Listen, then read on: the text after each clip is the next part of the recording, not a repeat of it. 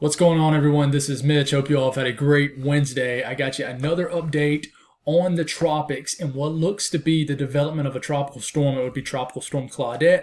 So that's what we're going to break down. But more importantly, we're going to break down how much I think personally that this is going to develop, how strong the storm's going to get, where it's going to hit, what the models are showing. And there's an interesting development. I kind of hit on it yesterday in yesterday's video, but models have become consistent, and GFS is actually leaning a little bit more towards the Euro at the potential for whatever that does develop, which could be Claudette, to actually maintain strength or either get a little bit stronger inland, according to the Euro especially.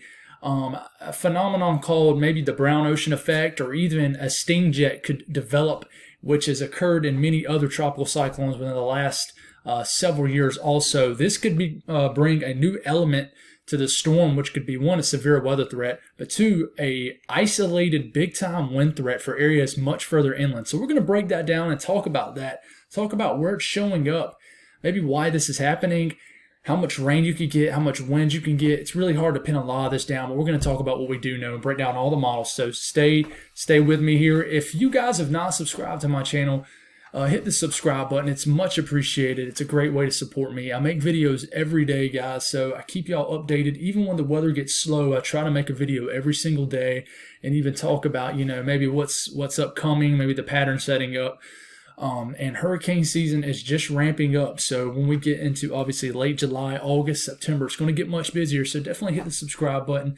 I know my setup isn't as great as a lot of them other setups out there, but I'm somebody who's very passionate about this. I love talking weather, and thank y'all for the amazing support and helping a guy's dream come true by talking about what I love to an audience. So thank y'all. Like the video if you like it. Hit the notification bells, and let's get going. So this is technically the latest National Hurricane Center update. Now, by the time a lot of y'all watch this video, the 8 p.m. update will kick in.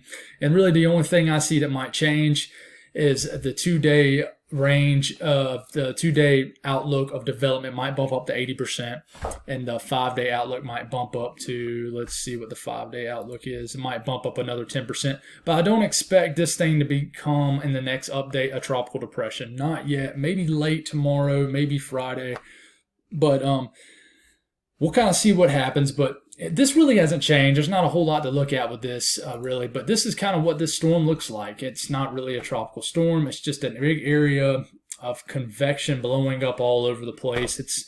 There's nothing really there as far as a great circulation. When most people look at this, they don't see much. But there is a low-level circulation that is there, and there is a low pressure that is there. But it's just not. It's not put together in a nutshell. You look at the current position of what is there, and we're getting going here, and that is not what I wanted to look at. This is what I wanted to look at. So this is the position of the low pressure. You can obviously look at the wind bars. So the wind's going here, it's circulating around this, and then they're tilted this way, and then they're tilted that way. So there's somewhat of a broad level, low level circulation here. But the thing is, it's still in the same area it was yesterday. What I'm thinking is going to happen, and I'll show you this in a minute, is I think there's going to be another potential vortex that might take over this and then shift the whole entire thing more north, as maybe energy a little bit further southeast actually merges with this energy and really gets this thing jolted north and gets going. And maybe this becomes a tropical depression, then possibly a storm before landfall. So this is potential, a few models showing intensity. And a lot of them don't even have it making a tropical storm. But let me be very clear. The impacts pretty much stay the same. If this just makes landfall as depression, tropical storm, this is going to be a big disturbance. So it's going to cover a lot of areas. It's going to be lopsided on the east. It's going to deliver a lot of rain. And a surprise element could be some strong winds well inland. We'll talk about that. So we're going to look at the latest European model and really focus on that in this entire video. So here we go. We're going into Thursday, which is tomorrow. A vortex, if you will, takes over. And this thing really starts to look more impressive on satellite tomorrow, I really think. And as we're getting into Friday morning, this thing really starts to make some headway north, and it really starts to develop a little bit here. You see these two little areas of circles right here? There's kind of, how can I put this? There's just two areas of energy trying to fight for each other to become the main area of the circulation of the storm in a nutshell. And they will continue to fight for that all the way up until it gets just off the coast of Louisiana or Texas. But it finally gets together. You notice this is your center of circulation. You notice there's nothing on the Texas side of this storm. There might be sunshine, no moisture on right beside the west side of this low pressure, but there is a ton of moisture on the east side. And that is all going to surge into Louisiana and to Mississippi. I've had a couple people ask about Houston. There's no doubt y'all will get some gusty winds and some showers, I'm sure, off this. But y'all aren't going to be near as impacted as places like New Orleans and things like that. And I'm not talking about some huge flooding event necessarily. I'm not talking about some huge surge event. But there is going to be some storm surge with this. And I'm not going to talk about that in this video, but I'll talk about that maybe in the coming days. But this looks like it's going to make landfall, according to the Euro, around Saturday morning. That has become a little bit more consistent. And it's really bringing in some nasty weather in Louisiana and Mississippi. But what happens as this thing gets inland intrigues me a lot more. As it gets going, it never really loses strength. I know it's hard to tell on this, but notice the dark greens retain that look. And I know this is more of the precip type that we look at during winter events, but the site I'm looking at is the best thing to look at with weather models. And you notice the L pops up right here, and we'll get a little bit closer here. Let's fast forward. Look at the low pressure that pops up right. Well, it's not going to pop up on this, okay? But there's a low pressure right here, and this thing really starts to get influenced by a trough. So it almost gets enhanced by the trough interaction. There's actually a big-time cold front coming next week that's actually going to cool everybody down for late June standards. It's going to, right now we're actually in the southeast in a very comfortable air mass, low dew points for a lot of areas. Not everybody, but for a lot of areas. It's going to get like that next week too. So your official start of your official June 21st start of summer, it might be not cool by any means, but below average temperatures. And that energy that's going to do that is affecting this system somehow.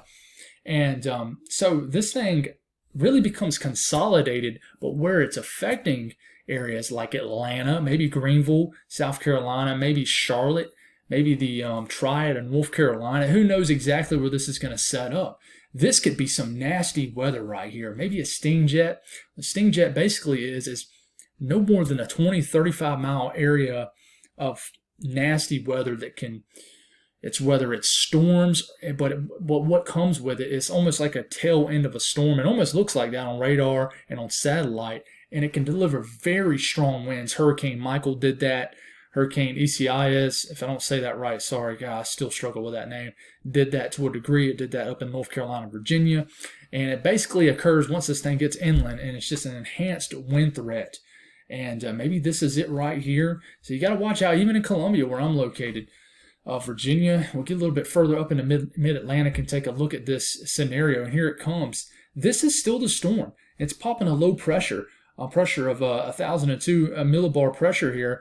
This is a full-blown depression, maybe a low-end tropical storm sitting over the middle of Virginia, according to the European model. That is extremely impressive. And I'm telling you, this thing, if we're looking at the Euro, and the Euro has stayed consistent with this for about 4 or 5 runs now, which is over the course of 2.5 days. If the Euro comes true, this is going to be a high-impact event for a lot of people in the southeast. But once this thing gets off the coast, it might strengthen again. And if it isn't a tropical storm when it makes landfall, it might have a chance to go into a tropical storm and kind of head out to where Tropical Storm Bill is located. But you see all this green right here? That is a big-time cold front, a late-season cold front that's going to move in for your first day of official summer. And this is going to deliver its own disturbance, but we're not really talking about that. But it's going to bring in dry and cooler air. But this will have a play in one. We know it's going to steer whatever, if this is Claudette, we know it's going to steer it and push it towards the Georgia, the Carolinas, and Virginia, maybe areas of the Mid-Atlantic. What we also know is that it could actually act as an interaction. So what this is, is vortices. So basically it's just showing the energy. And I want to show you what I'm talking about here. See this vortice right here and this one right here? These two are going to be fighting for each other on what becomes the dominant circulation. And they fight for it all the way into landfall. And they finally make a landfall. And you notice the energy kind of consolidates here as it gets inland. It's moving through, and then it moves through over the southern areas of the Appalachian, right around Atlanta, to Greenville, and then right over North Carolina to Virginia. But this energy right here is the trough moving in. They might have some kind of interaction here, and they actually might enhance this system. So it's going to be interesting. I don't know all the details on this, and I don't think anybody really does. But check it out after it gets off the coast of New Jersey. It really strengthens then. And this might affect anywhere between Louisiana all the way up to Boston, Massachusetts. I would not be surprised at all as this cold front is pushing all of this. It's a very interesting situation that I'm very intrigued to learn a little bit more about this and what's going to occur. You notice here, there's not a lot of deep tropical moisture really anywhere in the lower 48, even as we get into late week. But obviously, there's deep tropical moisture associated with any tropical system. And that's why you have these reds and pinks and blues almost. And that surges tropical moisture up into the Gulf states, into the southeast. But you notice around this, it's not super tropical. There's actually dry air all around this. That's why this thing never really intensifies in the ocean, because you have a lot of shear and a lot of dry air. The ocean temps are actually good enough. They're favorable enough. They're in the low 80s. They're favorable enough for some decent development. There's a lot of other things that isn't. But this moves through, and you know some deep moisture, but you can tell that this is a big-time trough, and all these browns and grays, that is dry air pushing through. Those are low dew points pushing through. This is a stout cold front. You might be even more stout than the one that's moved over the area right now. But one big thing I want to talk about here, hopefully you guys have made it to this video. I know, judging on my video duration, a lot of people only make it between 4 to 6 minutes into my videos, but this is the most interesting part of the video right here. This is potential wind gusts according to the Euro. Check it out. You know, this would symbolize a tropical storm strength right here. This is the low pressure moving through. You notice the low pressure is right here, but you notice all the action as far as winds is right here into New Orleans. In fact, New Orleans might be a bullseye. And then gusty winds gets all the way into Mississippi, almost the entire state of Alabama, entire state of Georgia, most of South Carolina, especially in the upstate, and then surges through the Piedmont to coastal areas of South and North Carolina and South Carolina. But those are potential wind gusts moving through Charlotte, 40, 50 miles per hour. Don't take that like set in stone. That's just what the European has been showing. But I do think there's going to be a window of a several-hour period where this thing could really be very gusty. Maybe some isolated power outages. This is potential max wind gust, and not much different. But maybe a 50 mile per hour wind gust somewhere along the coast. But you notice most times with tropical systems, as far as winds, you can get a good idea how it's weakening over land by the lesser and lesser higher totals that you see of wind gusts. Obviously, the storm loses strength, but it pretty much retains that look. And if I went a little bit north here in Virginia, you notice that it gets even more enhanced right off the coast of Virginia. So it's very, very interesting scenario. This is the EPS ensembles as far as rainfall totals.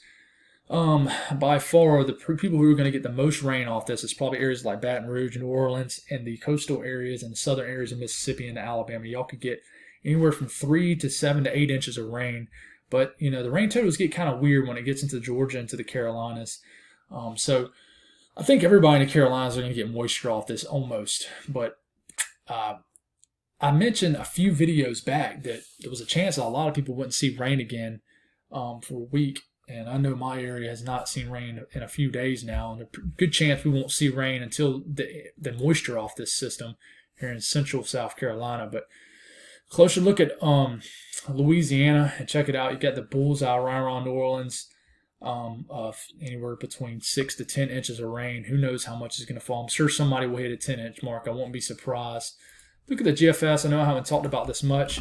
Back it up here. GFS has kind of held its own, stayed more on the weaker side, but has a storm making landfall in right around where Hurricane Laura made landfall in the western coastal areas of Louisiana.